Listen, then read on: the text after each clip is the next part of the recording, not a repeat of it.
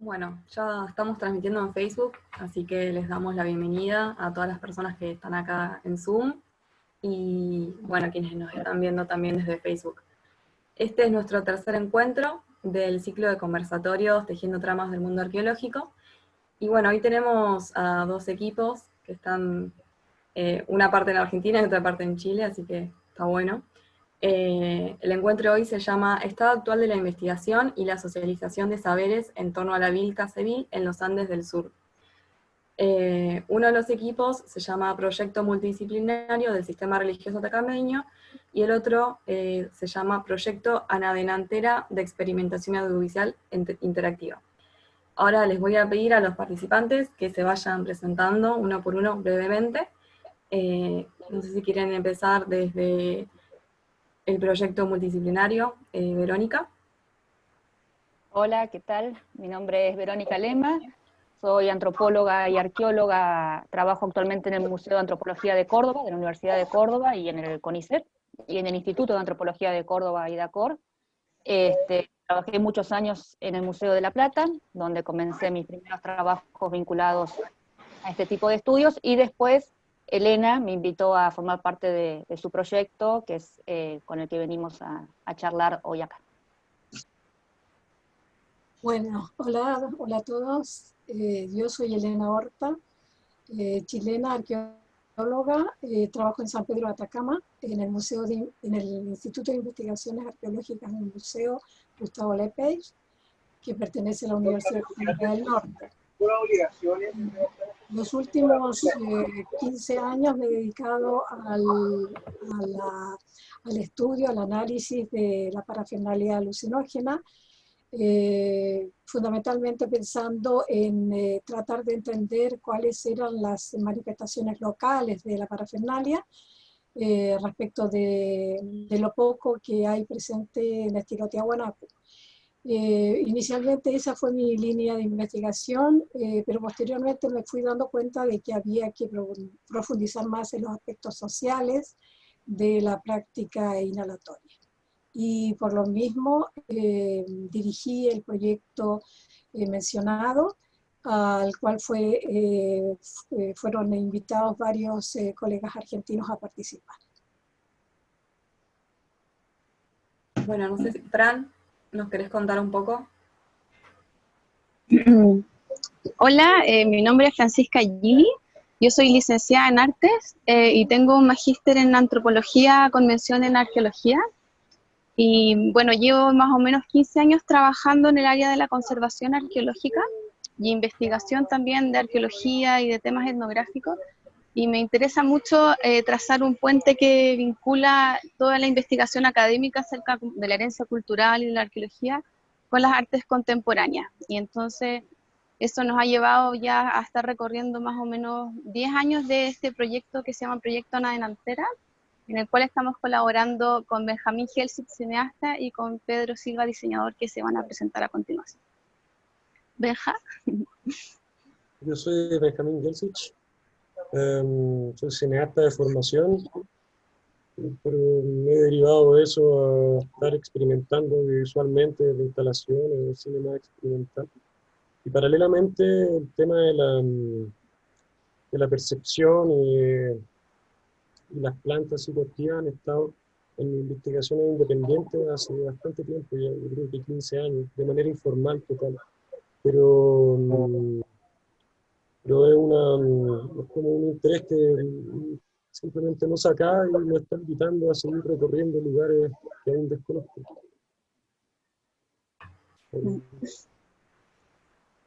Hola, yo soy Pedro Silva, soy diseñador.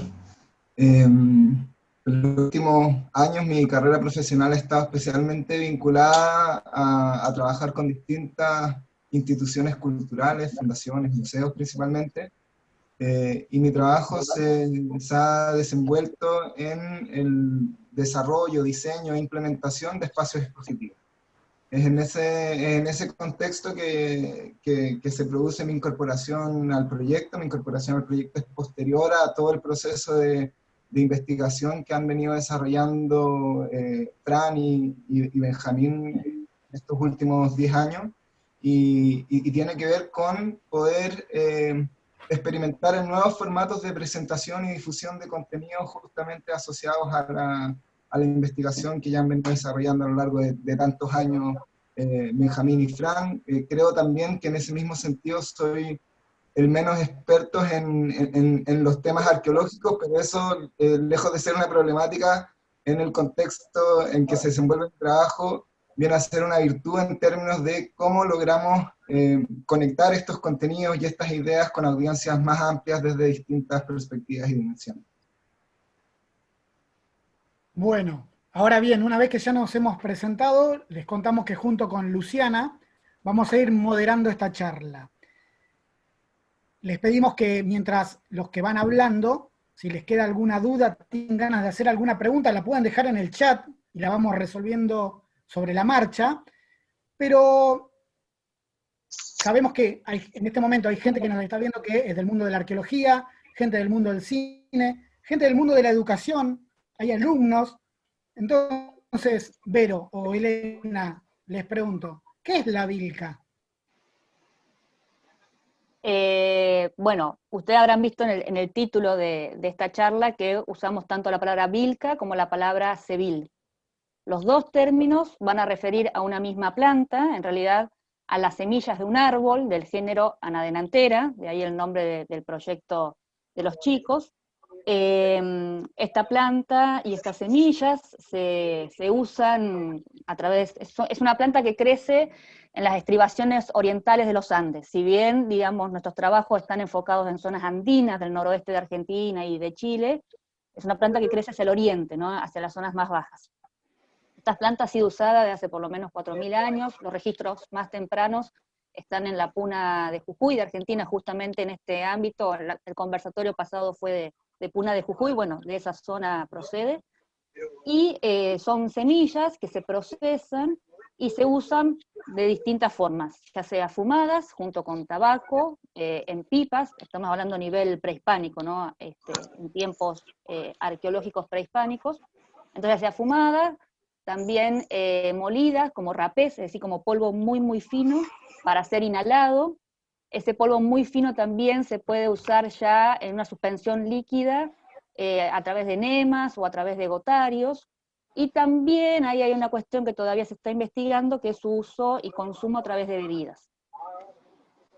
¿Dónde se encuentra este tipo de registro o con qué prácticas se vincula? Se vincula básicamente con prácticas sagradas, con prácticas religiosas, con prácticas medicinales, ya sea en espacios domésticos o por fuera de espacios domésticos, ¿no? Ustedes tengan en cuenta que sevil, que es una palabra que se usa más en Argentina, y vilca, que es una palabra que se usa más en Chile, en Perú o en Bolivia, la palabra vilca remite no solamente a esta planta, sino a un montón de elementos, de espacios vinculados a lo sagrado, a las huacas, por ejemplo, ¿no? Entonces ahí vamos a ver que se va abriendo, es una planta en principio, pero que es mucho más que una planta.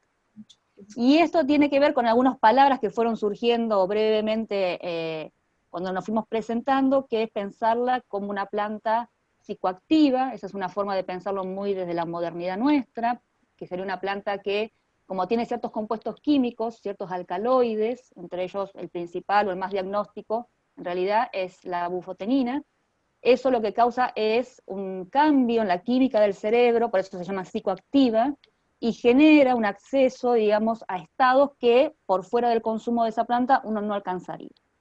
Pero cuando uno trabaja con poblaciones que son usuarios, consumidores, o para hablar por ahí más propiamente, que se vinculan con esta planta, ahí ya esta definición se abre a que es una planta sagrada, que es una planta visionaria, porque permite ver aspectos de la realidad, no de la fantasía, sino de la realidad que de otra forma no se pueden ver.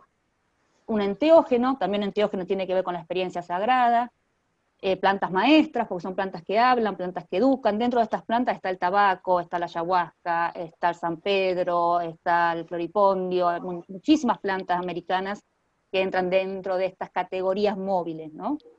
Entonces siempre nosotros estamos hablando de algunos términos que sí usamos, otros que ya no se usan. Obviamente droga no se usa en absoluto, no tiene nada que ver ni a nivel farmacológico, ni legal, ni académico, ni conceptual, ni de uso. y otros como por ejemplo alucinógeno tampoco, porque da como una idea de algo que es una alucinación, algo que no es real, o psicotrópico, psicodélico tampoco, ¿no? Son estos términos que yo mencioné antes. Y todos en alguna medida abarcan lo que la planta, las prácticas, los espacios son, y en algún punto no los termina de abarcar.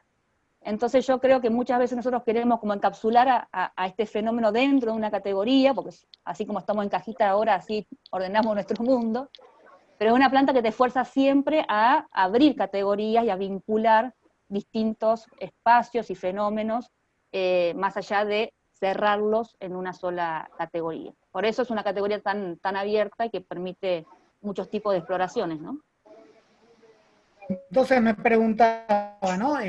Recién Vero nos contó en el pasado lo que es la Vilca y el Sevil.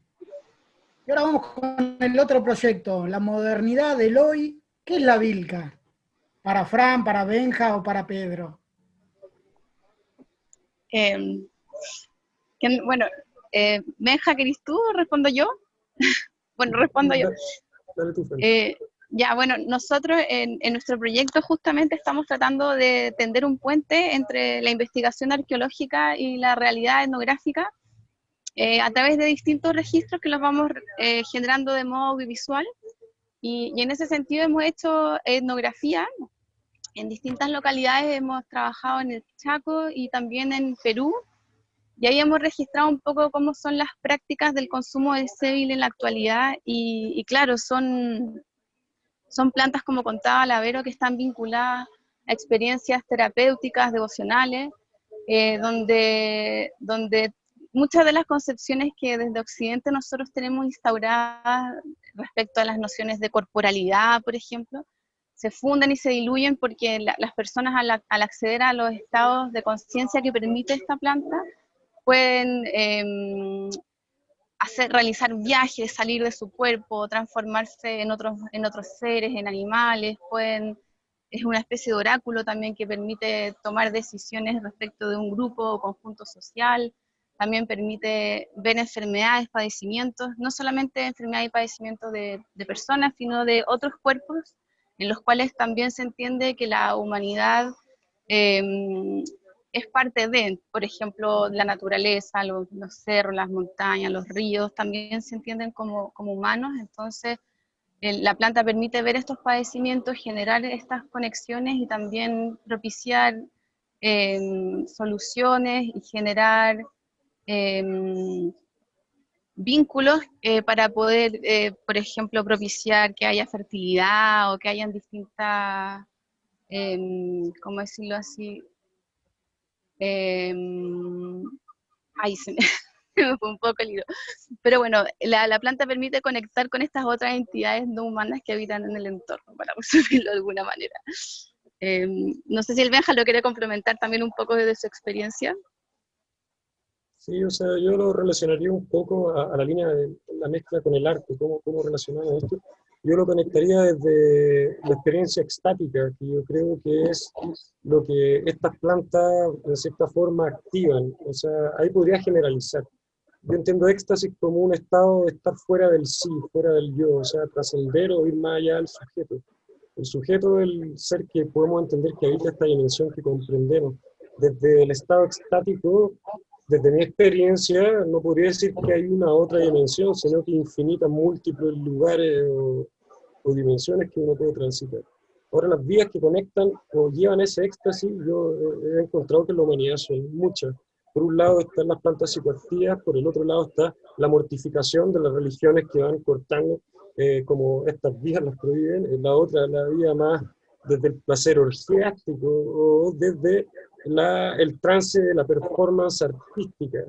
Y de ahí es donde yo conecto, un poco relaciono la situación. Y en este proyecto, yo he buscado desde la performance eliminar un poco mi razón y poder improvisar y fluir desde este acto. Y ahí es donde encuentro que hay una conexión. Ahora, la obra que hemos hecho es una recopilación de toda la información que encontramos hasta el momento en que hicimos la obra, tomando desde el mundo de la ciencia mucha información, codificando la cine mediante el trance estético, no sé cómo decirlo de otra manera, porque desde ese momento ya no hay una razón que ve, sino que trato de observar desde un fuera de sí para poder llegar a conclusiones que no provienen de mi razón occidental y poder después al observar tener mis propias conclusiones. O sea, no filtro mucho lo que sale. Más o menos creo que eso podría aportarme. ¿Sí? Ahí veía a Elena que asentías con la cabeza. ¿Qué nos podés Sí, me contar gustó sobre esto? la mención a todo lo estático, ¿no? Porque no nos olvidemos que en el contexto prehispánico está la figura del chamán, está la parafernalia que utiliza para el objetivo principal, que es entrar en trance, provocar el trance, con el objetivo bien definido de traspasar dimensiones, ir más allá y contactar con las deidades, con los dioses, con las divinidades.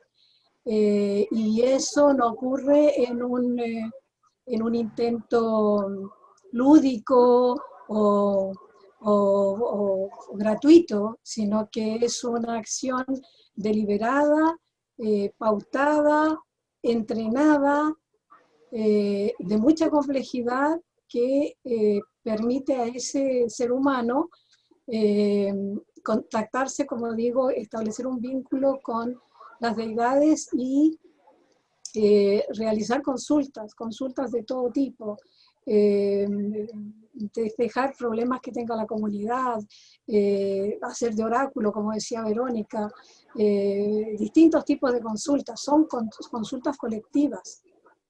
Y de ahí retomo entonces el panorama que nosotros tenemos en San Pedro de Atacama, que es una zona, bueno, ya es un lugar común, ¿no? El desierto más árido del planeta, y en consecuencia todo se ha conservado y tenemos la fantástica oportunidad de ver objetos prácticamente íntegros de ese equipo que utilizaron los chamanes prehispánicos en su momento.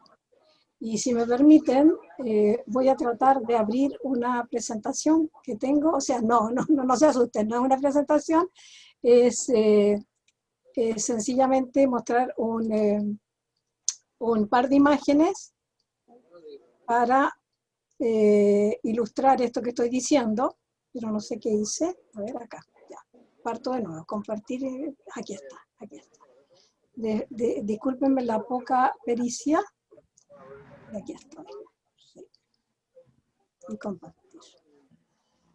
¿Me dicen cuando la estén viendo? La veo. Está perfecto. ¿Sí? ¿La ven? Ya, genial.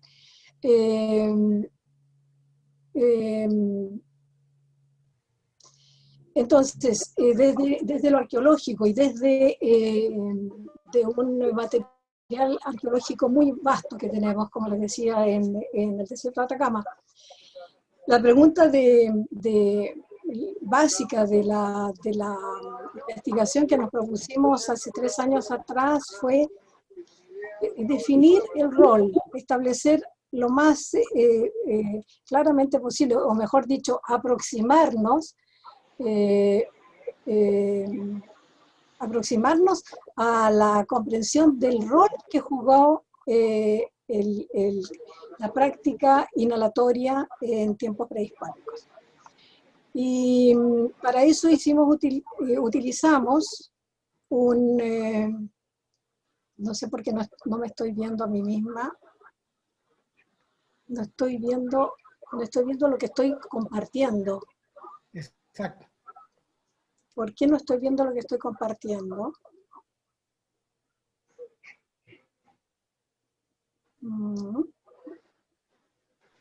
Ahí se ve tu pantalla.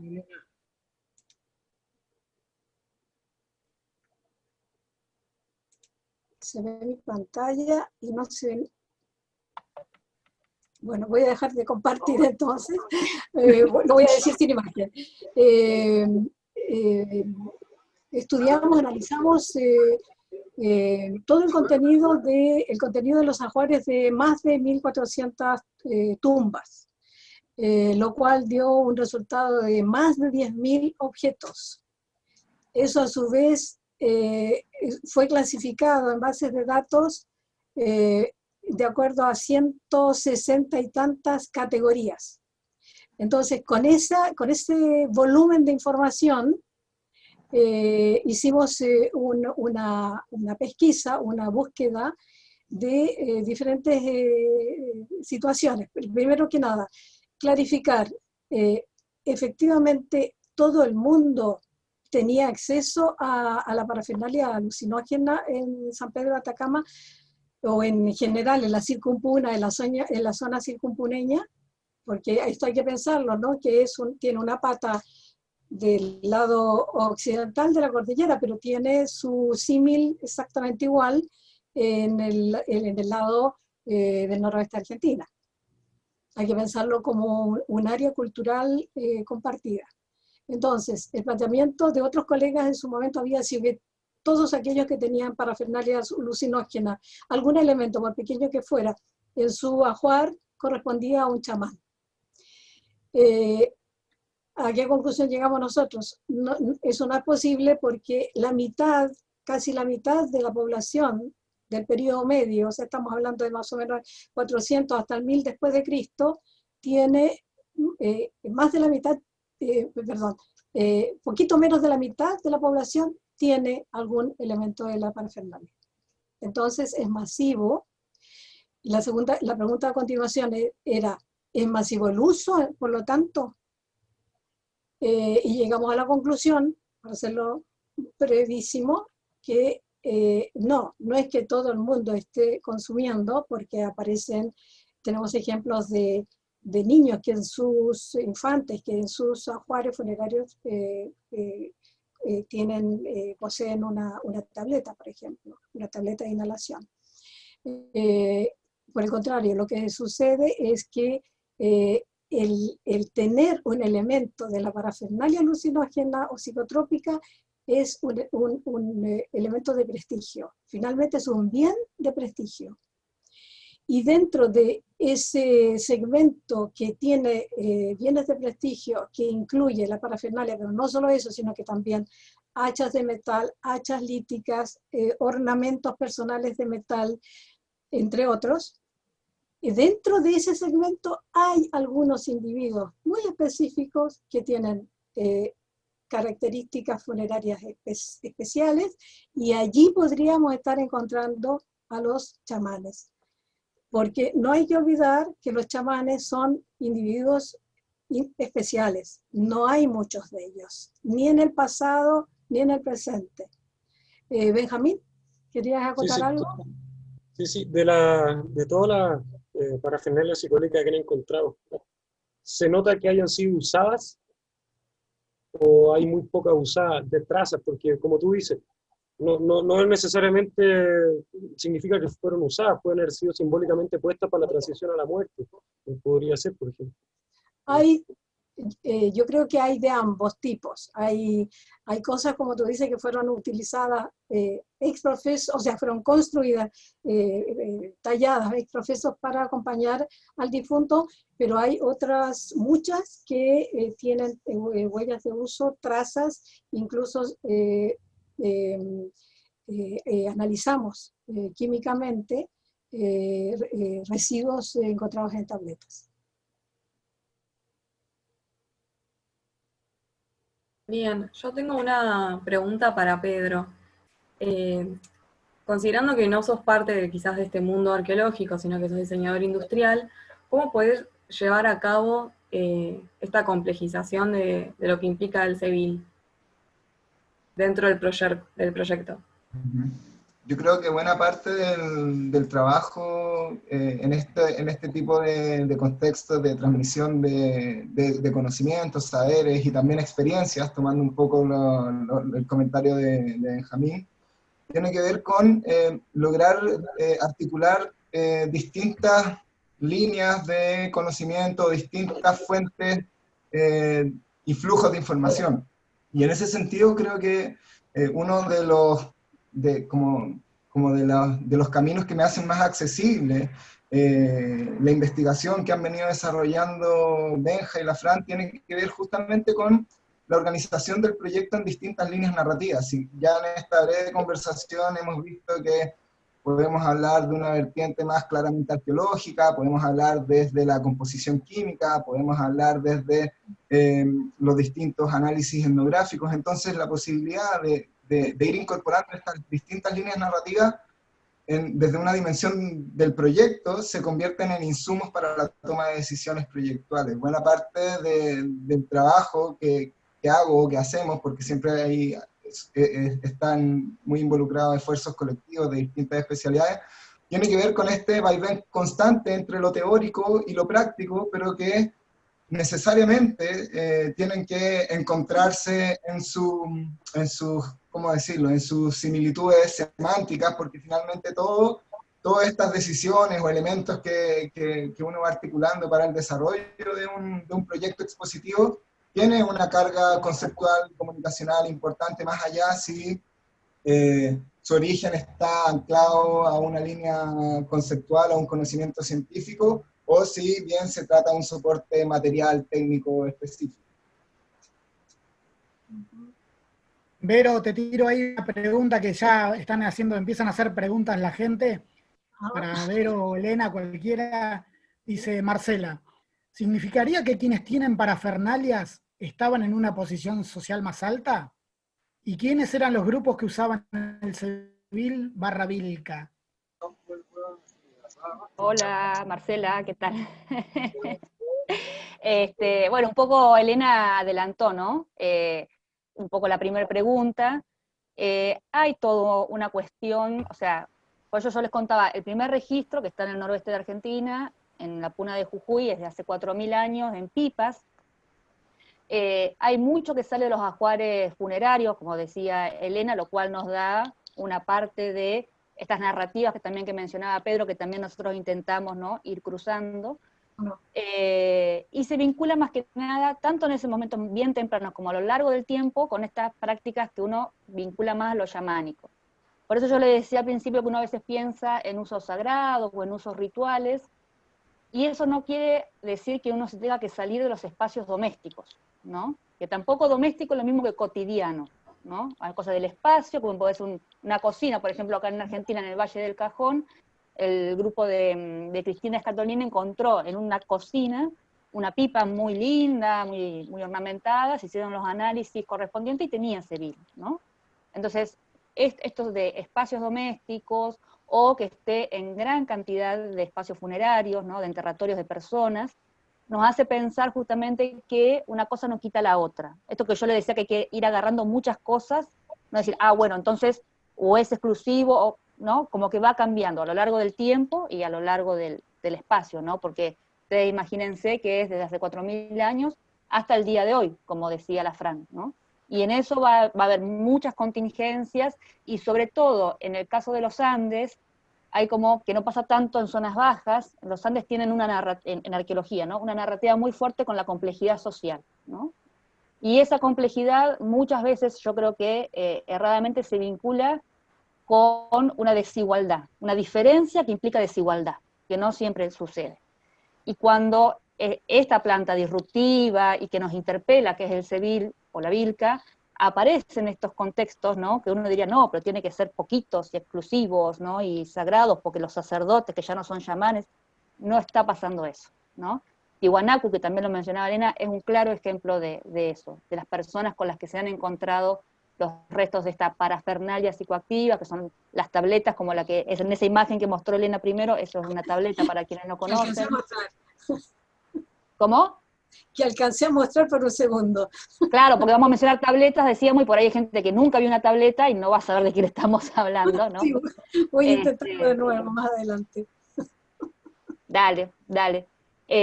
Así que bueno, por eso, lo que hay que tener en cuenta es que es bastante circunstancial, pero yo creo que es una planta que resiste un poco esa diferenciación de un espacio muy exclusivo de uso, ¿no?, muy jerárquico de uso. Porque bueno, es lo que el registro nos está mostrando, y el uso histórico, que están las crónicas, que están las etnografías, y que actualmente ocurre, ¿no? Y esto que también me parece importante, que es eso, lo que decía al principio, el sebil, la vilca, en principio es una planta, pero después son narrativas, son todos los objetos que están muy asociados a su uso. Me encantó esto del Benja de el trance estático al trance estético, me pareció súper brillante, porque realmente hay una cuestión estética muy fuerte en las tabletas, y en otras parafernalias, en las pipas también, que no es menor y que hace, ¿no?, a la planta, a las prácticas y a estas otras corporalidades que mencionaba también la Fran. Ojo que, retomando lo que dice Verónica acerca de que hace muy llamativo, lo que es muy llamativo en la iconografía de la parafernalia en general. Cuando yo digo parafernalia estoy pensando en tabletas, tubos de inhalación, pilones, cucharillas, morteros, y otros más, ¿no? Son tallados en madera, son miniaturas talladas, pero dentro de esa miniatura se dieron el trabajo de plasmar al individuo que es el sacrificador por lo general, y yo considero a estas alturas que es la representación del chamán, con cada uno de los atributos que tiene que lo connotan como tal, vale decir, la cabeza cortada en una mano y el instrumento cortante en la otra. Y ese individuo además, dentro de esas miniaturas plásticas, tiene otros elementos en su vestimenta que uno va haciendo un seguimiento y te vas dando cuenta de que es una vestimenta también ritual. Leyendo a Elíade, por ejemplo, te informas de que los chamanes de cualquier, del centro y el norte de Asia, por ejemplo, o de otro, de Sudamérica también, tienen una indumentaria particular, preparada a través de muchos años, con colores determinados, con colores y diseños determinados. Entonces, esa parte plástica, ¿no?, estética de toda la parafernalia es un tema en sí mismo. Y tienes así otros temas en sí mismo que enlazar. Yo digo, ¿cómo esta vida no me va a alcanzar para leer toda la etnografía que habría que leer actual? Con respecto, justo que mencionas eso, Elena, ahí la gente hace preguntas en el sentido de, actualmente, ¿se están haciendo estudios etnográficos de poblaciones que aún sigan actualizando la vilca y el sebil? ¿Se sigue usando? Verónica sabe eso. La Fran sabe de eso, ¿no? Vamos a ir pasando la bola. Bueno, que hable la Fran.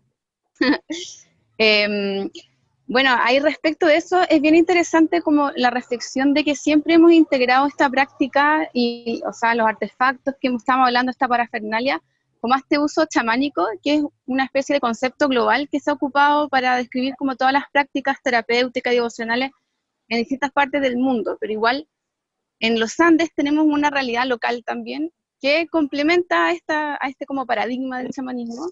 Y ahí hay un trabajo súper interesante que hizo Carmen Loza en Bolivia con los médicos tradicionales cayaguayas, y ella llevó a un grupo de cayaguayas a que trabajaran interpretando desde sus nociones y perspectivas culturales una parafernalia alucinógena de la cual venimos hablando.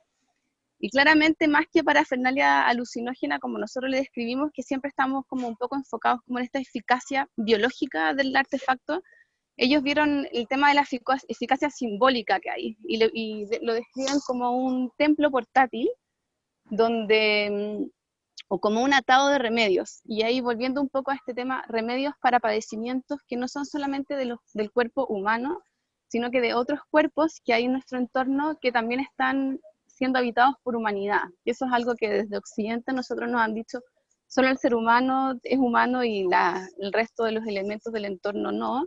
En los Andes se entienden los cerros como humanos, los ríos como humanos, entonces este atado de remedios para todos los padecimientos de todas las corporalidades de este sistema en el cual estamos habitando. Eso es un poco, bueno, mi reflexión que surge a partir de este trabajo de Carmen Loza, Y hay muchos temas que nunca hemos visto en la parafernalia, que están ahí, por ejemplo, que son todo el tema de los envoltorios que tienen los artefactos de la parafernalia, que ahí los médicos cayaguayas le ven toda una connotación simbólica a los envoltorios, a los torcidos de los hilos, y por ejemplo un hilo que está torcido a la izquierda es un contra para revertir un padecimiento o un infortunio.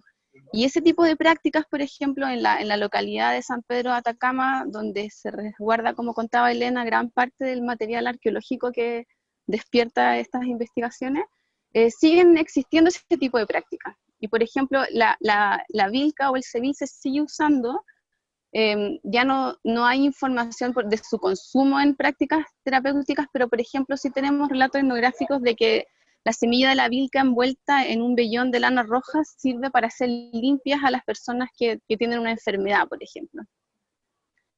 Entonces, dispositivos simbólicos de la parafernalia siguen siendo utilizados, y entonces ahí hay como todo un área bien interesante que se puede empezar a investigar para complementar esta otra información de carácter chamánico y de esta búsqueda, por ejemplo, de moléculas o de restos que hemos estado intentando encontrar en las tabletas que nos indiquen como esta modificación biológica del cuerpo.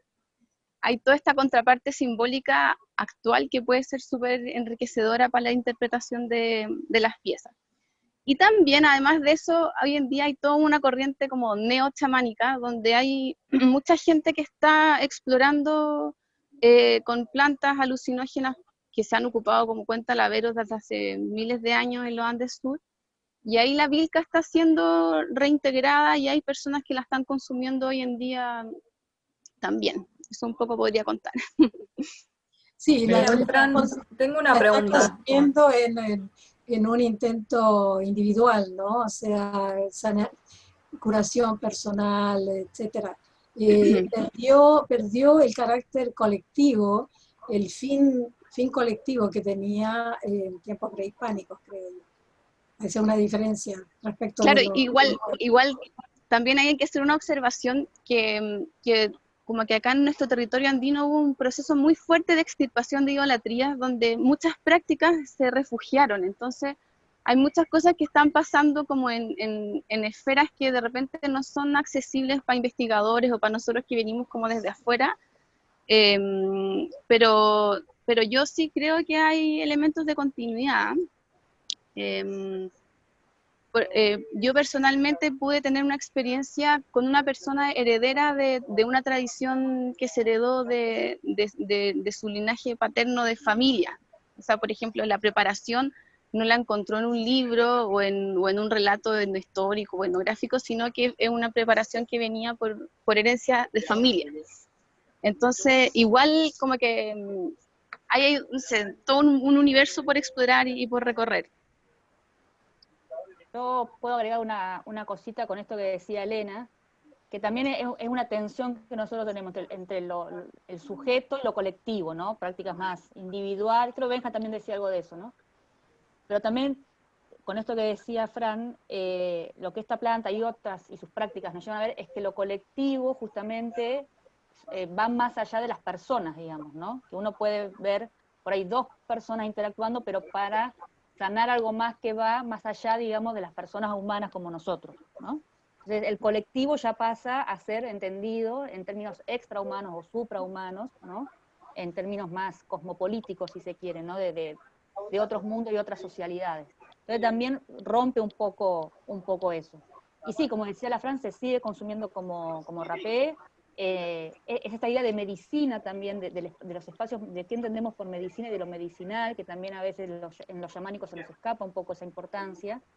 También como limpia, los paquetes de limpia, los paquetes de pago, están en los mercados, se venden, digamos, ¿no?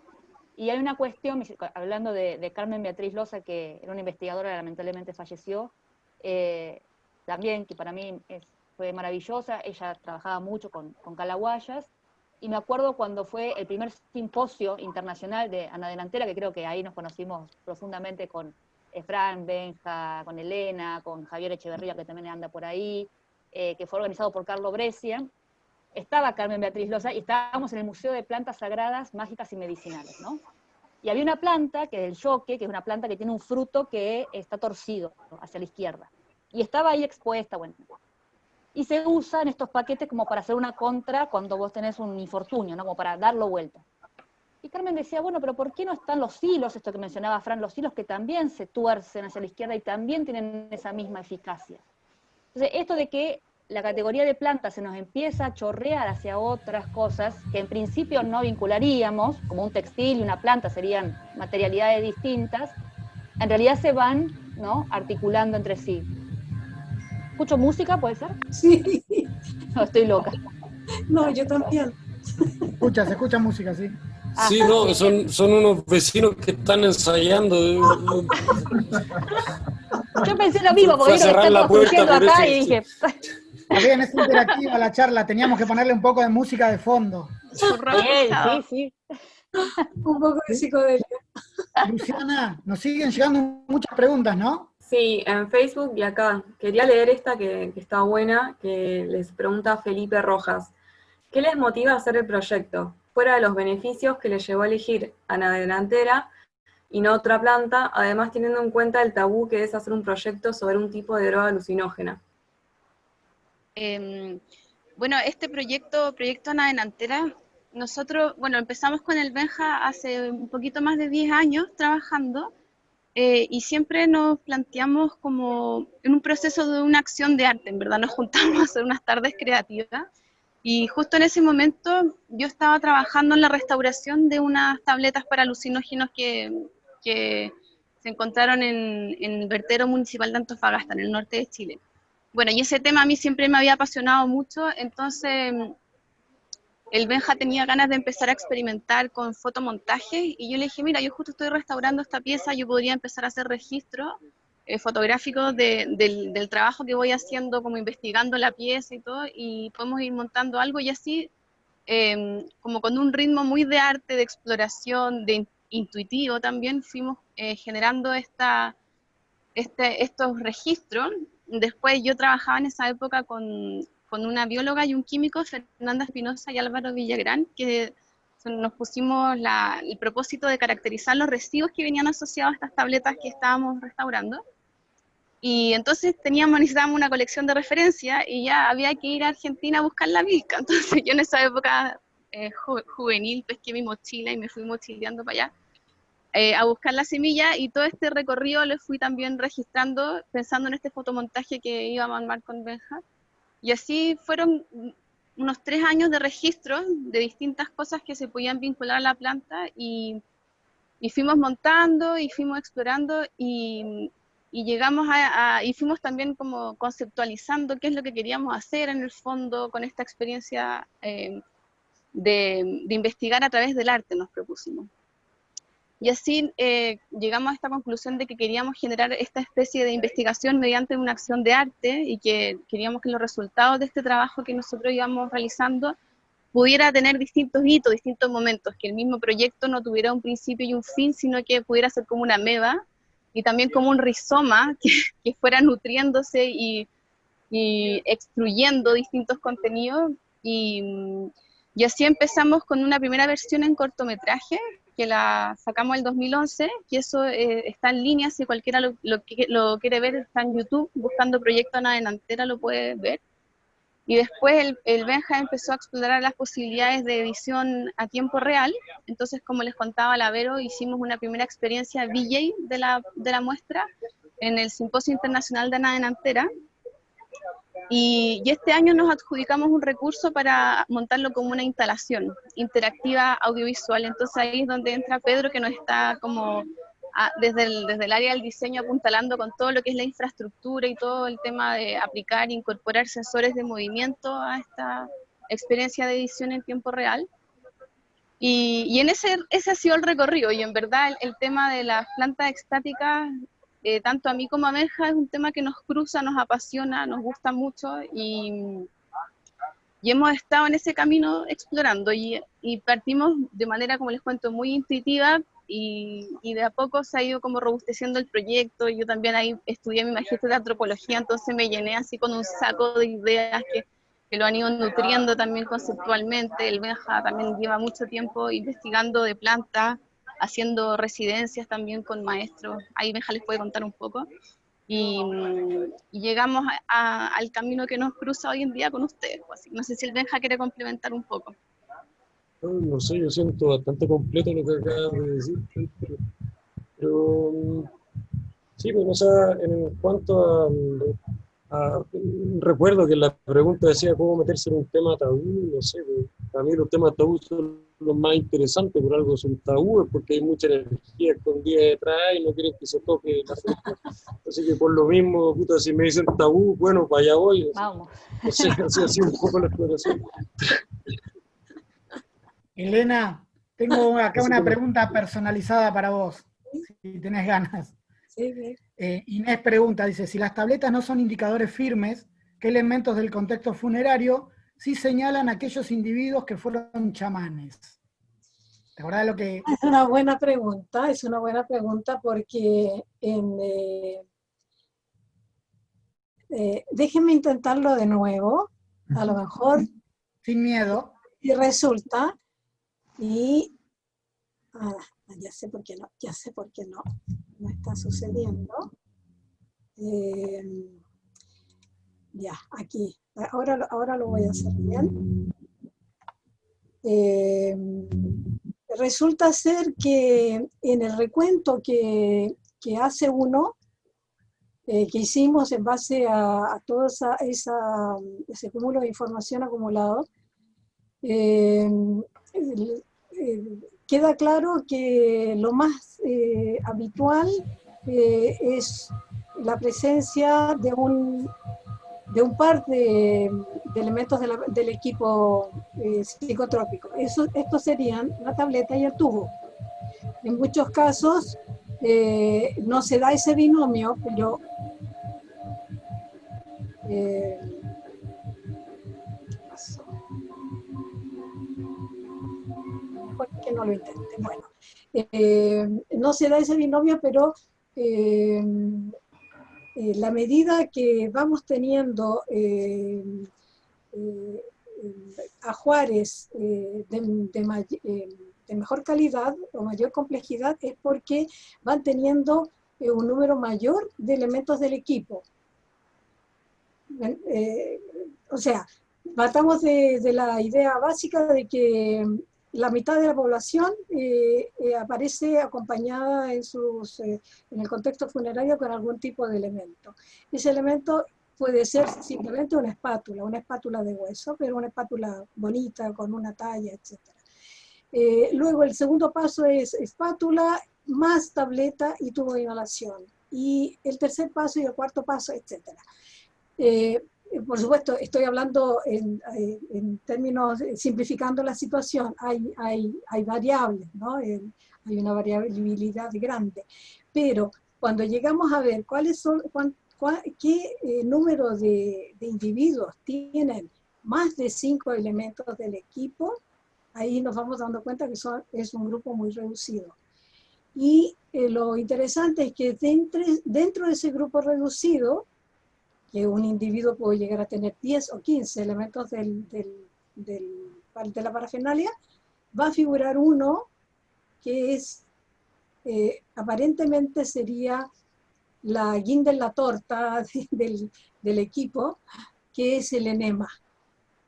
El enema de hueso, de hueso para aplicar para la administración anal de algún tipo de solución de Vilca con Vilca solo o Vilca combinado, porque ese es otro tema, que también registramos la combinación permanente de Vilca o Seville con más de algo.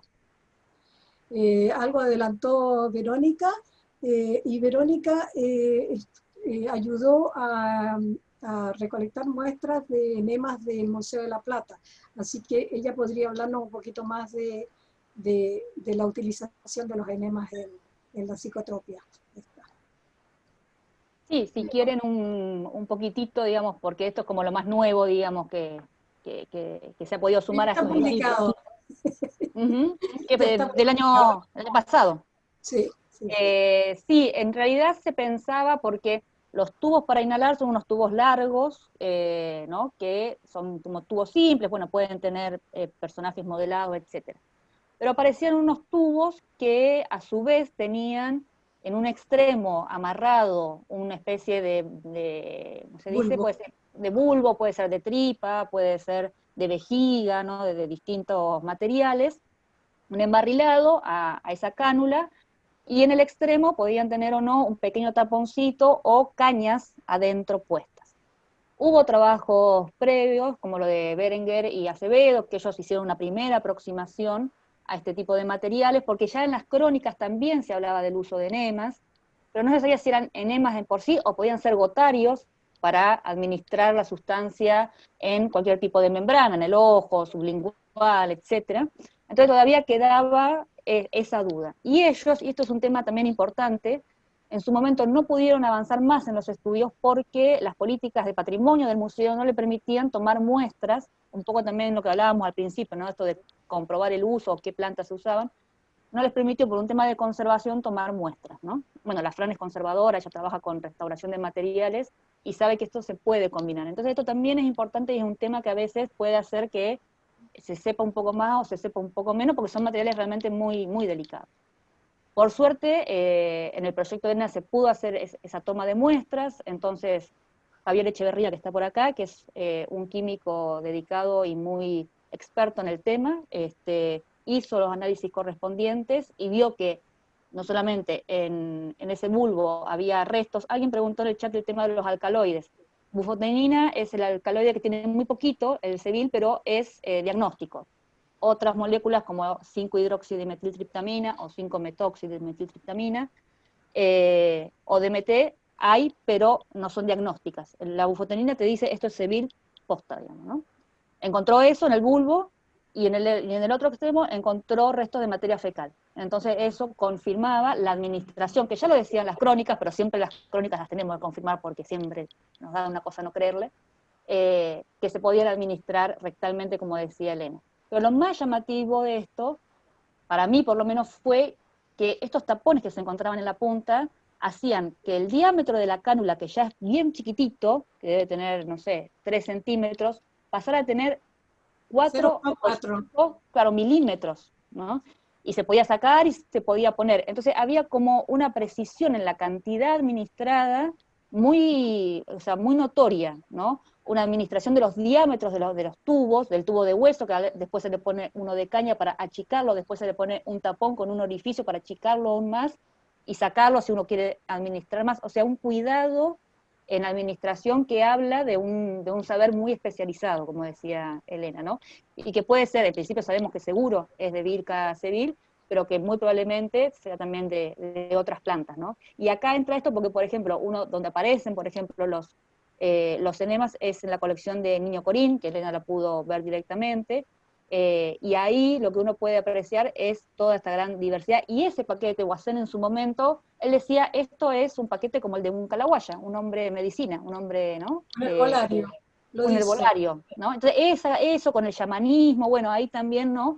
Esto que hablábamos al principio de los puntos de quiebre, los puntos de fuga en las definiciones que a nosotros nos tranquilizan, pero que de la cual siempre nos quitan estas plantas, ¿no? Y generan todas estas múltiples narrativas que mencionaba Pedro y que no sé cómo van a hacer para poner una muestra. Por eso la genialidad de la gente que sabe cómo hacerlo, ¿no? Porque no creo que... Para preguntar en eso, en el que estás diciendo, le quería preguntar a Pedro y a Benja, decir, está bien, estamos hablando de lo arqueológico y justo vos, Vero, decís, ¿cómo mostrar eso en la actualidad? ¿Cómo llevarlo a cabo? ¿Cómo construir estas narrativas o estas memorias en la actualidad? No sé, Benja, Pedro, ¿qué nos pueden contar de eso? Yo podría comentar un poco sobre un poco la misma dinámica que se da en esta conversación. O sea, unos saberes muy científicos, muy específicos, el contraste, digamos, con una experiencia extática, una experiencia estética tal vez, que en el fondo es más difícil de encasillar en estas categorías, como decía Verónica por ahí. Entonces, entre este acto de formación, que es importante, con este acto de sensibilización, digamos, hay que como encontrar esos flujos que nos permitan ir combinando estas posibilidades, entendiendo que no son caminos como disociados o diferenciados, a pesar de que en el fondo la mayoría del conocimiento pareciera estar así como muy estructurado en un camino convencional. Entonces una propuesta como esta nos abre como esta alternativa justamente para generar estos actos de sensibilización y en el fondo abrir esta experiencia estética abierta también a las distintas sensibilidades, subjetividades de los distintos visitantes o de las distintas personas que se expongan a esta experiencia. Entonces, confiar también, de alguna forma, en la resignificación de quien se enfrenta a este tipo de estructuras expositivas, digamos, en términos de que, en base a sus conocimientos, a sus propias experiencias, puedan ir ellos también haciendo sus propias vinculaciones a partir de una estructura de conocimientos que es la que nos da, por ejemplo, las distintas líneas narrativas, hablan de la iconografía, hablan de la dimensión química, etc. Entonces, ese diálogo de distintas partes, de distintas piezas, en el fondo, es el que nosotros intentamos articular desde un proceso de diseño que de alguna manera busca ir categorizando los distintos aspectos más relevantes de la investigación en un conjunto amplio de ideas y saberes. Quizás está bueno esto que estamos diciendo, que estamos viendo en estos conversatorios que están sucediendo, es este trabajo interdisciplinario que ya no juega solamente la arqueología con la camiseta número 10.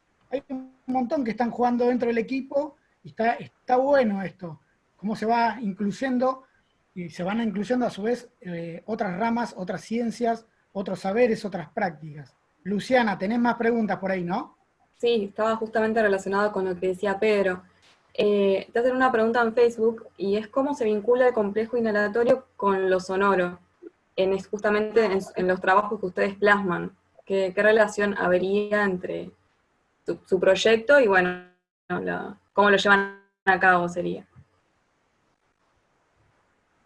¿Puedo? ¿Sí? ¿Puedo? Sí, especialmente interesante ese tema, está por ser desarrollado. Algunos atisbos tenemos, los individuos, esos individuos especiales que tienen un equipo más completo, que incluso puede llegar a incluir un enema, ahí dejamos, ¿no? Puntos suspensivos.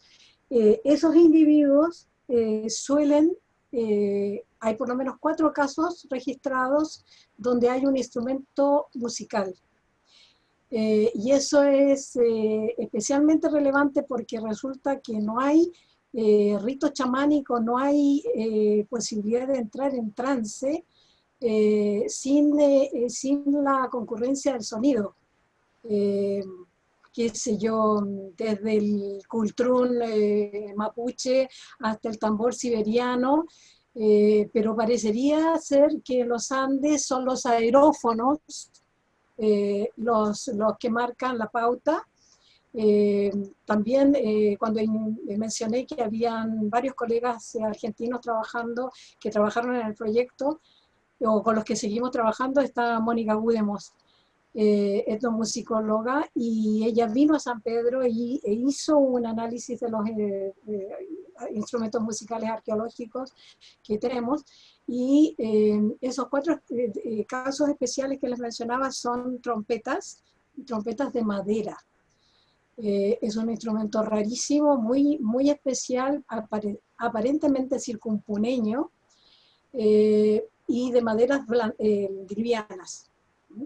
Entonces, esa es una línea de investigación que se abre respecto a incluir al instrumento musical, que más allá de los aerófonos, ¿no? Que también hay sonajeros, ocarinas, y estas campanitas plegadas, las típicas campanitas que tenemos en toda el área circumponeña y más allá, que es una lámina de cobre plegado, ¿no? Y que las llamamos campanitas.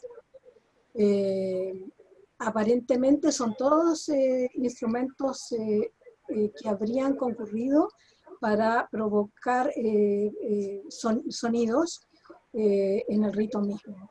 Así que es una línea en desarrollo, digamos.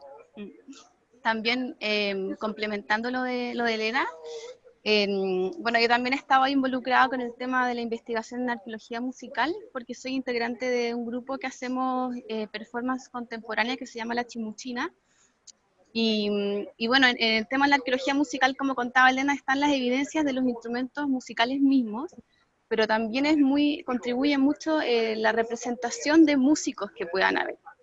Entonces es súper interesante saber que en el área surandina, prácticamente una de las hay muy escasas representaciones de instrumentos musicales y de personas tocando los instrumentos musicales, y donde aparece una que es muy importante es en las tabletas de alucinógenos, que aparece la representación del antarista.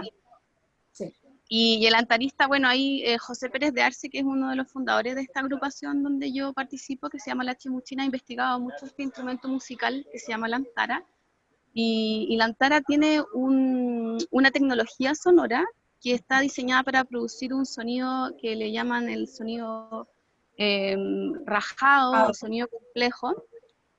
Y este sonido también lo ha estudiado Gerard Arnois en Bolivia, y este es un sonido que busca que se genere un abatimento, un sonido pulsante, que es una estética sonora muy, muy propia de los Andes, que no se ve en Europa, entonces es algo local de acá, y esa estética sonora está siendo parte de la antara, que está en la arqueología, la cual tiene una continuidad en los bailes chinos de la zona central de Chile, y también es una estética sonora que se busca en los pincuyos, en los sicus, en la tarca, y respecto de eso, hay un musicólogo que se llama Henry Stobart, que es inglés, que nos cuenta de que esta búsqueda de este sonido pulsante y vibratorio tiene que ver con este momento festivo andino que busca la vibración sensorial irrestricta, no solamente a nivel sonoro, sino que a nivel de todos los sentidos. En la fiesta andina hay colores,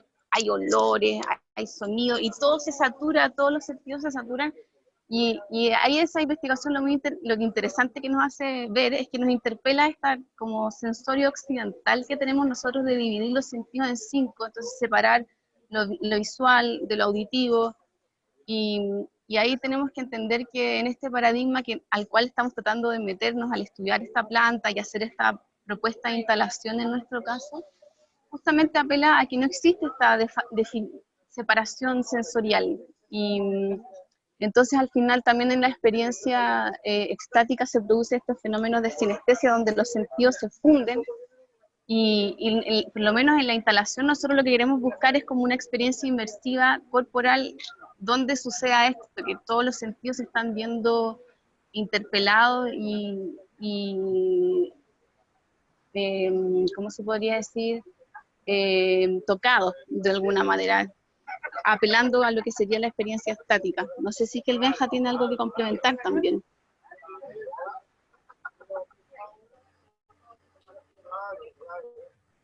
Con otra pregunta. Está silenciado. Está silenciado, sí. Necesita que le activen el micrófono. Que lo desmuten. Mientras el Benja vuelve, tal vez yo puedo complementar un poco lo que decía la Fran, porque es especialmente relevante en este tipo de experiencias. Bueno, yo he tenido algún tipo de experiencias anteriores con el Museo Precolombino acá en Santiago, y eso me ha permitido irme sensibilizando con algunos aspectos de la cosmovisión precolombina, con las distintas manifestaciones músico-coreográficas, como menciona la Fran. Y en ese sentido, y visto desde una perspectiva contemporánea, es una oportunidad realmente única poder trabajar con este tipo de manifestaciones, sobre todo en sociedades hipermediadas, digamos, de forma simultánea. O sea, la manera en que nosotros transmitimos conocimientos, transmitimos ideas, transmitimos experiencias, está actualmente ineludiblemente contaminada o intervenida, digamos, por nuestra experiencia medial, por nuestro entorno, por nuestros celulares, por nuestras pantallas. Entonces la oportunidad de transmitir este tipo de experiencias por medio de soportes expositivos no convencionales, dada también por la coherencia con estas manifestaciones precolombinas, realmente única, y ahí también se abren muchos caminos de desarrollo, volviendo un poco a la pregunta anterior. Sí, pues como una traducción al lenguaje artístico, o sea, lo que hace uno es estudiar y tratar de comprender lo más posible dentro de la propia como capacidad y traducir al lenguaje artístico. En vez de escribirlo, uno, no sé, pues, en mi caso yo hago imágenes. Así que al final es como eso, ir desarrollando, ir puliendo estas traducciones para que al final quien se enfrente a la obra o quien la vea, le llegue, el ideal es que un conocimiento vía experiencia, más que un conocimiento de traducción racional desde un paper hacia adentro. Que mucha gente, claro, o sea, yo creo que es como actualmente es como una sociedad media por letra, así que se hace muy difícil que se estén leyendo muchas cosas. Ahora no digo que la solución sea el arte, para mí mucho menos. El arte, la idea en mí es desarrollar el lenguaje hacia adelante, no fijarlo, sino por eso uno entra en la experimentación también. Uno quiere probar, bueno, si hago este experimento sensorial, ¿qué idea llega a quien está recibiendo este experimento sensorial? Ahí se fusiona con lo que decía Fran, estaba mencionando la sinestesia. La sinestesia significa común sensación, y se entiende desde la Grecia antigua, y es como la fusión de los sentidos claramente, y en la audiovisualidad lo que se está haciendo ya se contemplan dos sentidos, y desde esos dos cómo uno articula el resto. Y todo eso está en el trabajo de la instalación. Ahora, la idea de fondo es, claro, el universo que envuelve al civil. En ese sentido, con Fran, lo primero que hicimos fue desarrollar las líneas narrativas de acuerdo a todos los estudios que estábamos acumulando. Y la idea de la instalación es cómo uno relata o integra estas líneas narrativas en un relato. El corto fue la experimentación del relato lineal, y ahora que tenemos la posibilidad de la instalación, se abre la posibilidad del relato desde una estructura más rizomática, o sea, cada línea puede saltar fácilmente a 3 o a 4 más, de acuerdo a la elección de relato que uno opte. Ahí es donde entra la performance. El performer es el que decide en el tiempo real de la presentación cuál es la línea de relato que uno va a elegir o la transición para hablar de un tema a otro. Y eso se da por el flow mismo de la presentación, no podría decirlo antes. Yo creo que eso... Volviendo entonces ahora, volvemos al pasado, al relato arqueológico. Preguntas que nos siguen haciendo. Dice Pino, ¿cómo ven los cambios en el consumo y las prácticas con el tiempo? Es decir, después de este furor en el Horizonte Medio, ¿cómo siguen el PIT y con los incas? Sí, se ve fluido, aunque en tendencia a la disminución, pero la idea de que con los incas se suspende totalmente la práctica, eso no es así. De hecho, tenemos la evidencia de un documento de 1672, sobre el cual escribimos un artículo en su momento con Jorge Hidalgo, referido a la denuncia de que han pillado a 2 indígenas en el Salar de Atacama, en inflagranti, en pleno rito, y resulta ser que en la descripción que hace el documento sobre el instrumento el instrumento de madera que se estaba utilizando, que se dice que son unas bandejitas, unas tablillas de madera, se puede reconocer perfectamente la supervivencia de una tableta de inhalación. Con la diferencia es que para esa fecha, siglo XVII, ya no se la usó como el contenedor del polvo a inhalar, sino que se depositaron los primeros frutos de la cosecha. Es decir, se la utilizó como una bandejita para la ofrenda, y además acompañado de, y esto es interesante, de trozos de piedras de colores. Y bajo esto lo que tenemos que entender es bloques de mineral de cobre en bruto. Entonces, a 2 siglos posteriores al momento de la conquista, hay tabletas que están todavía siendo utilizadas, aunque resematizadas, en el sentido de que le están dando un nuevo uso, pero siguen siendo reliquias familiares protegidas y probablemente traspasadas de generación en generación, de familia en familia. Así que no, es un continuum. Efectivamente hay un fervor chamánico, podríamos decir, durante el periodo medio, por circunstancias particulares del Salar de Atacama. Eso habría que analizar por qué ocurre específicamente en el Salar de Atacama. Y ese fervor disminuye un tanto, pero no desaparece. Es parte del basamento de la construcción religiosa de toda esa área cultural. Verónica, desde una escuela nos están preguntando para que explique sintéticamente y rápido cómo, con qué material están construidas las tabletas y los tubos. Pues estamos hablando de tabletas, tubos. Se preguntan, ¿de qué están hechos? Las tabletas, como... ¿Me escuchan? Sí. Las tabletas están hechas mayormente de madera. Esto es muy llamativo porque, bueno, se encuentran en zonas como San Pedro de Atacama, o en la Puna Jujeña, o en la Quebrada de Humahuaca, pero no son zonas que se caractericen por tener maderas entonces, bueno, mayormente son de madera. Hay algunas muy antiguas, en Huaca Prieta, si no me equivoco, que son de hueso, pero son las menos. Y son madera de zonas bajas, incluida la madera del cebil. Recordemos que el cebil es un árbol, ¿no? Su madera es una madera muy dura, sus taninos se usan para curtir cueros, bueno. Pero son muchas maderas de las zonas más bajas, no maderas de la Puna o de la Quebrada, donde se han conservado, ¿no?, estas tabletas. En cuanto a los tubos inhaladores, también pueden ser de madera, los enemas pueden ser de hueso o pueden ser de caña también.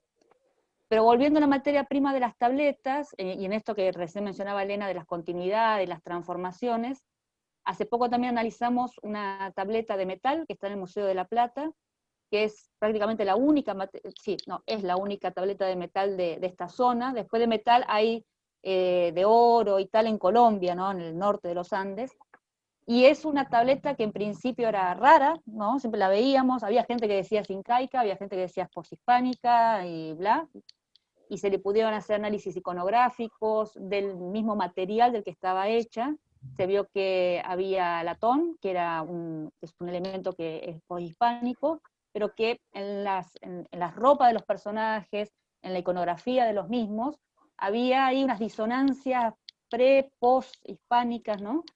Y bueno, la conclusión, bueno, esa tableta procede del Pucará de Tilcara, es de las colecciones viejas del Museo de La Plata, se asocia a otros discos, ¿no?, discos metálicos, muy parecidos a los santamarianos o tardíos, pero que son postcoloniales, y una tableta colonial muy temprana que va a mixturar elementos prehispánicos, de estos personajes que ya están en momentos prehispánicos, y luego posthispánicamente vuelven a aparecer, pero con algunos elementos cambiados, ¿no? Entonces son estas transiciones, estas transformaciones que toda la planta en sí, su uso, la parafernalia psicoactiva va teniendo, innegablemente a raíz de la extirpación de idolatrías, de las imposiciones postcoloniales, eso no se puede negar, imposiciones muy violentas de hecho, pero también por la misma capacidad transformativa de la planta y de sus elementos que la rodean, que le permite, me parece a mí, ir articulándose y seguir teniendo eficacia y poder, porque de hecho lo tiene, a pesar y en contra, ¿no?, de estas distintas corrientes que la van queriendo ocultar o que ella va a ir apareciendo en distintas manifestaciones. Pero esta tableta de metal es única y bueno, es una que analizamos también, el artículo salió este año, me parece, o sea, es algo también bastante reciente. Ahí estaba leyendo los comentarios y les dejo un comentario para Pedro y Benja de Luis. Me pareció muy interesante lo que aportaba. Dice, está muy bueno esto de experimentar desde el arte, pensar nuevas narrativas. En arqueología, por diversas razones, nos limitamos en emplearlas. Es una muy buena reflexión, creo que con todas estas cosas nuevas y demás, muchas veces pecamos de la ingenuidad de no querer utilizarlas o no usarlas por miedo, no sé. No, y además de eso creo que abren como canales de exploración distintos y permiten hacer distintos análisis. Aquí también me gustaría, para llevarlo, me imagino que el público puede ser especialmente proveniente de la arqueología, pero por ejemplo el año pasado me tocó trabajar en el Museo Precolombino sobre los distintos sistemas de comunicación gráfica, digamos, para zanjar las distintas barreras idiomáticas. Y uno de los apartados tenía que ver con el trabajo de los tocapus. Y para abordar el trabajo de los tocapus, esta unidad geométrica, concéntrica, en ese caso particular, hicimos una instalación que justamente consistía en situar dos espejos que en el fondo al verse reflejados, así como cuando uno se mete al ascensor, se reproducían infinitamente, y ahí justamente fueron algunos investigadores argentinos y me decía: yo te quería agradecer, Pedro, por lo que hicieron ustedes, porque llevo 10 años investigando los tocapus y nunca me había dado cuenta que en realidad tenían una dimensión espacial y que había una dimensión espacial que explorar ahí. Entonces, también como la posibilidad de abrirse a otros mecanismos como de percepción del conocimiento es una oportunidad que se da especialmente, creo, con el caso y estudio de las culturas precolombinas. Da su cosmovisión, da sus distintas experiencias, digamos, y visión del mundo. Acá ¿Nos siguen tenemos llegando otra preguntas? pregunta. Dale. Matías pregunta, ¿hubo tubos para inhalar de huesos de ave? Sí, básicamente el hueso que se está utilizando para los tubos es de ave. No hemos hecho todavía ningún avance en taxones, en meternos en la investigación zooarqueológica propiamente tal. También es una cosa que está por hacerse. Tubos de hueso de aves y hay también la exploración de los distintos tipos de plumas que tenemos, muchísimas, no necesariamente asociadas al equipo psicotrópico, sino que más bien en gorros, ¿no? Hay muchísimas plumas. Francisca sabe eso mejor que nadie porque trabajó en la conservación de gorros arqueológicos en el proyecto. Y bueno, hay el típico gorro atacameño que conocemos como gorro atacameño y que estuvo en vigencia por más de 1000 años, como el tocado identitario del atacameño. En muchas ocasiones iba adornado con plumas de parina y de avestruz. ¿Qué más recuerdas, Fran? ¿Qué otro tipo de plumas? Bueno, también estaba todo este tema del uso de las fibras, que era bien interesante, como estas almas de fibra que tenían como las coronas, ¿no es cierto? Los anillados. Sí, bien interesante. Y igual también es súper interesante en ese tema, un poco lo que abordaba Vero en su último artículo que leí, como de también los significados que tienen en la elección de los materiales, que no es solamente por un tema práctico, utilitario, que se elige uno u otro material, sino que a veces también hay ciertas como connotaciones simbólicas. No sé si la Vero nos puede contar un poco de eso en relación a los huesos de ave o de distintos huesos de distintos tipos de animales. Sí, una cosa que nos suele pasar, por lo menos a los arqueólogos, es que somos muy tendientes, o a mí me pasa, a dividir en principio lo que es funcional, ¿no? Como de lo simbólico, como si fueran dos esferas que se chocan, ¿no? Y muchas veces van a favor la una de la otra. Es decir, por ejemplo, los huesos de ave ya son huesos huecos, entonces de por sí serían mejores para usar como cánulas para inhalar o para hacer enemas, etcétera, o como estuches para guardar también, ¿no? Que en ese caso se usan más huesos de animales porque son estuches más grandes. Pero los otros, como tienen que ser pequeños, son huesos de ciertas aves. Pero además de eso se suma, o sea, a favor de eso, que esas aves, por ejemplo, pueden ser parinas, hay también algunas aves que son acuáticas, entonces tienen la capacidad de volar y tienen la capacidad de comunicarse con los cuerpos de agua, que por ejemplo, en el mundo andino son los conectores con el mundo de adentro, ¿no? Y son de donde se originan míticamente los animales, míticamente y actualmente, digamos, ¿no? Es algo que sigue activo, por así decirlo. Entonces, cuando uno sabe a qué taxón pertenece, y lo mismo con las plantas, ¿no? O con las fibras, uno dice, bueno, pero es solamente porque tiene ciertas cualidades funcionales, o además hay otras cuestiones que están haciendo que esto se elija y que el artefacto conserve cierto estado de la animalidad original, digamos, de la potencia de ese animal, de las características de ese animal. Por ejemplo, vincular dos ambientes, poder volar y poder estar en cuerpos de agua, ¿no? Entonces no es cualquier ave, es una ave que tiene esas capacidades. Y en algo como hablábamos antes, que muchas veces implica transformación, conexión de espacios, vuelos, etcétera, no es menor, y muchas veces esos objetos están reteniendo parte de los animales y de las plantas que le dieron origen, y haciendo a la práctica como un todo, ¿no?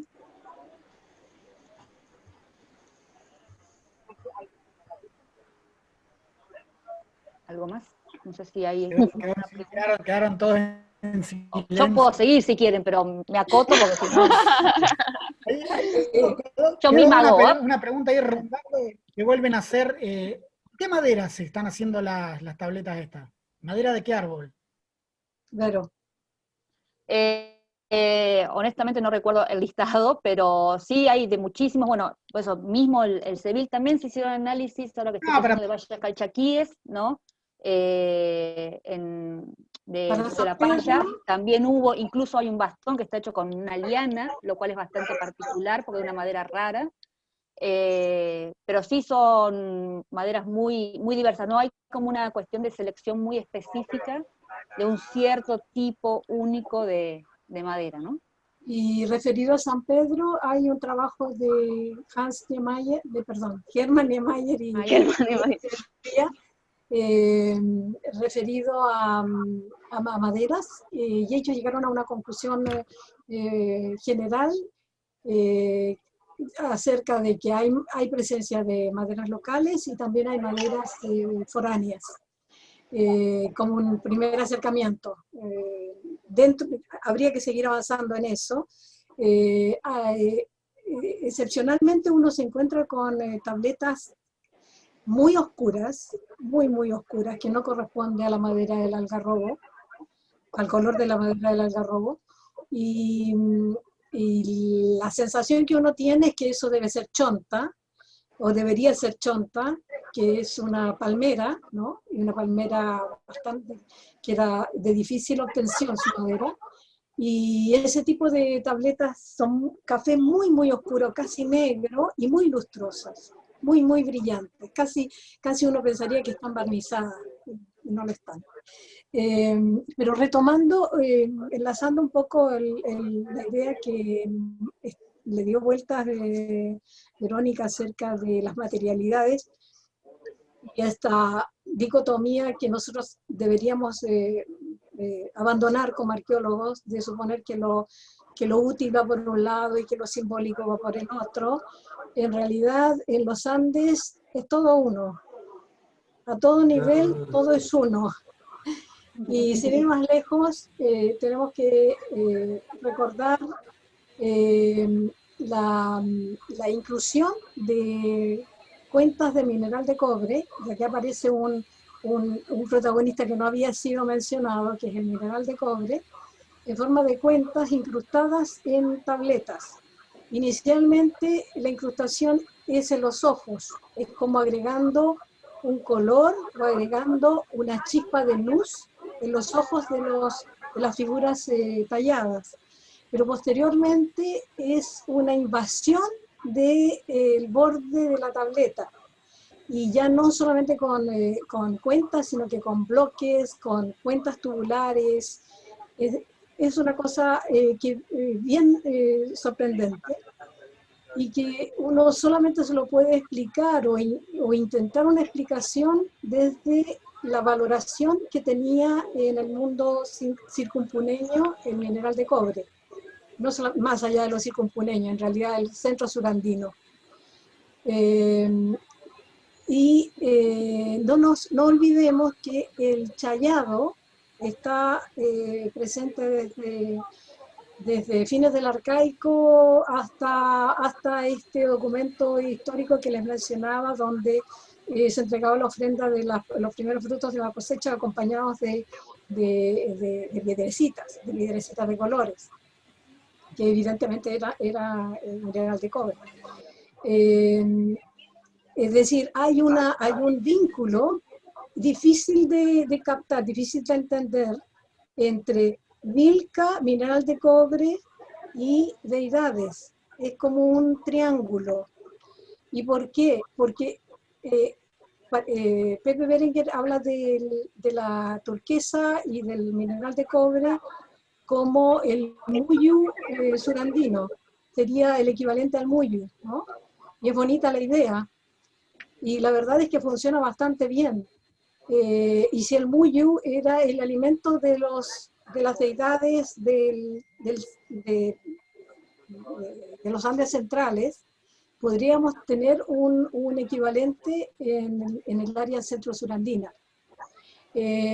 Sobre esto mismo encontramos en los ajuares bolsas textiles que contenían a la vez, eso es importante recalcarlo, contenían bloquecitos, o sea, preformas, bloques de mineral de cobre en bruto, con preformas y cuentas ya formatizadas, junto con semillas de sebil, como semillas de cobre y semillas vegetales, ¿no?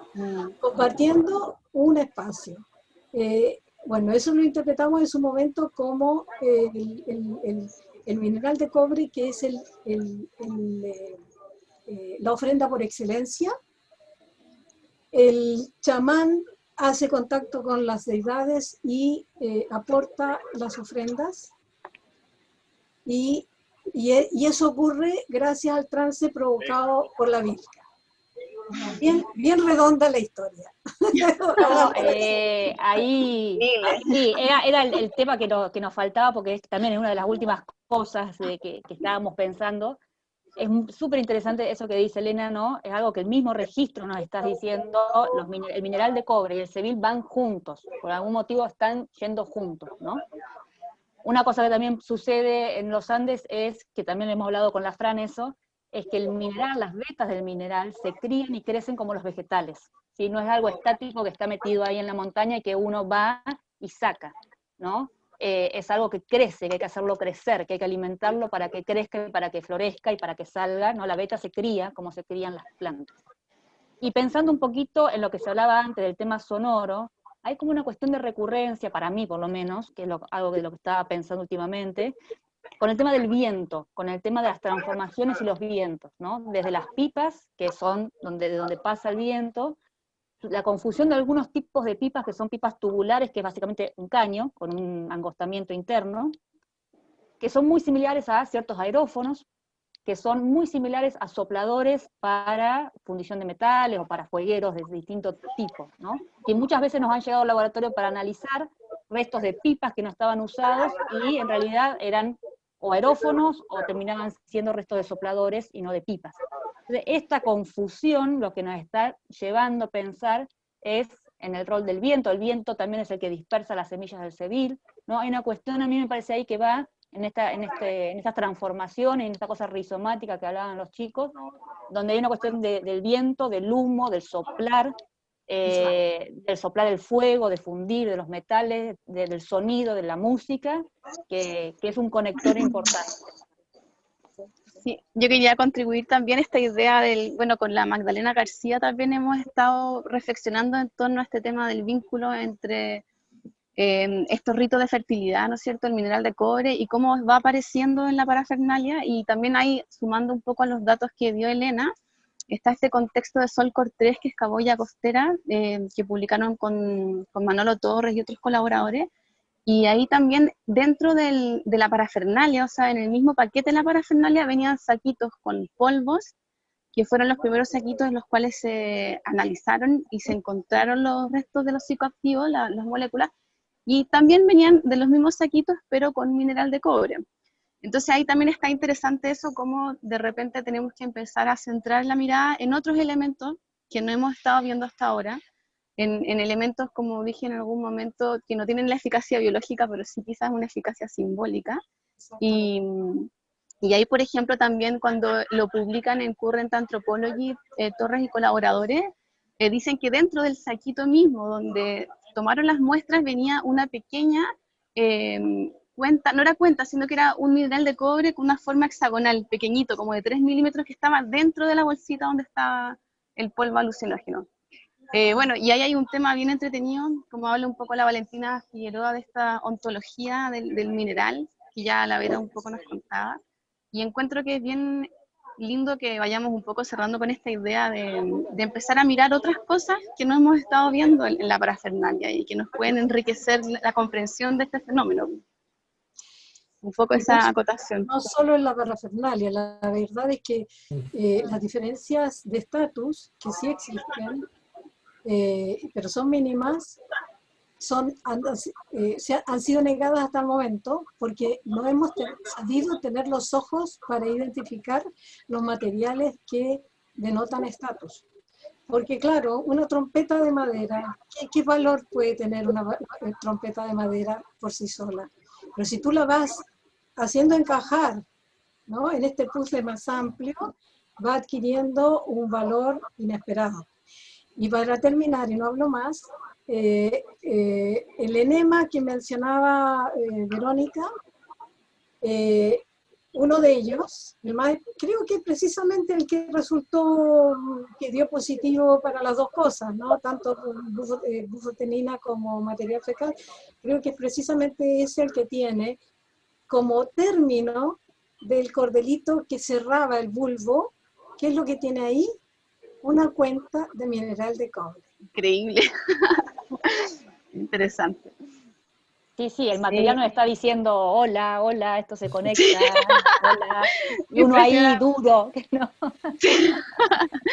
Sí, porque ahí está esto como de abordar los temas rituales, que siempre son como tan difíciles de abordar en la arqueología, pero lo bonito es que igual yo creo que ahora se han ido como abriendo marcos teóricos y posibilidades para considerarlos de una manera dentro de lo que se puede decir objetiva, pero incorporarlos dentro del discurso y no dejarlos como en este cajón de misceláneos que no se exploran tanto.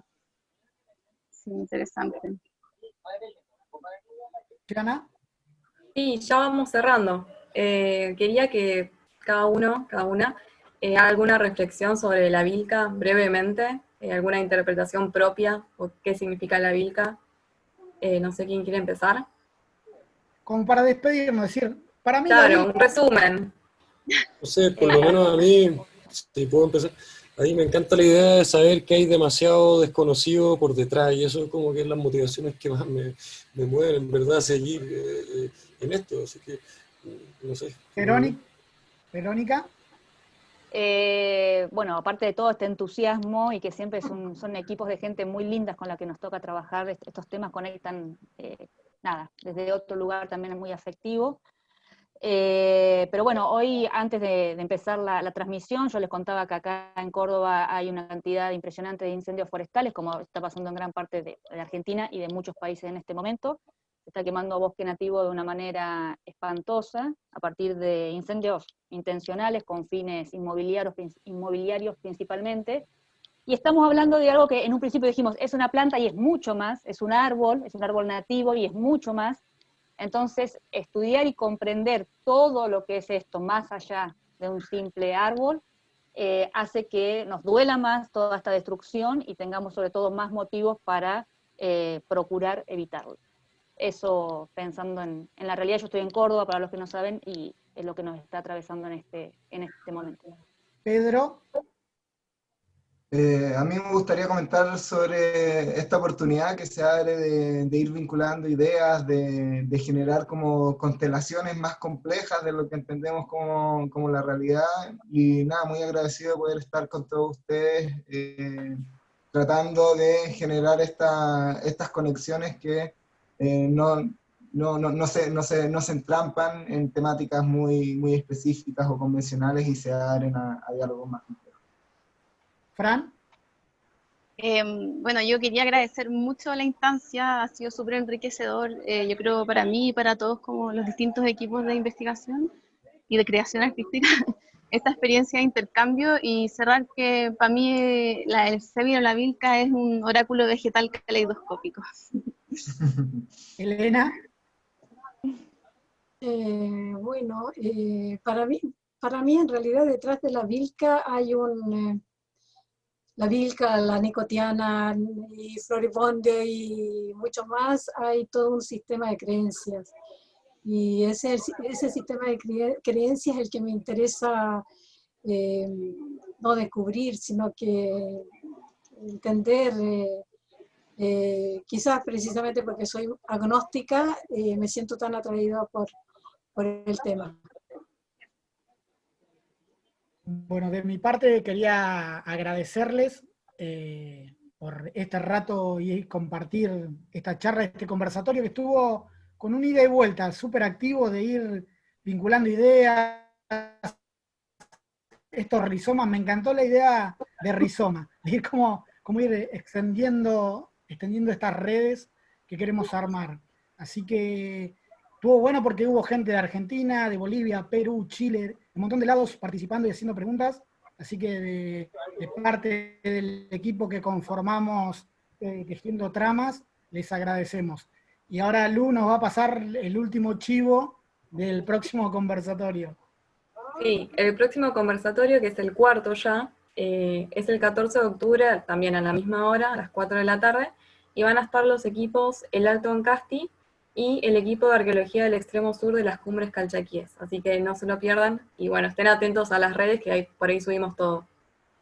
Para cerrar y dejar a los dos equipos pensando, acaba de llegar una pregunta, piénsenla, en otro conversatorio lo hablamos. Dice Cecilia, ¿el cobre podría ser inhalado junto con las plantas? ¿O modifica de algún modo la estructura química de las plantas? No sé. Quizás es interesante pensar. Hay que darle una vuelta. Hay que dejar siempre espacios abiertos. Está muy bien. De nuestra parte, muchísimas gracias de vuelta y bueno, aplauso para todos. Muchas gracias. Muchas gracias. Muchas gracias a ti.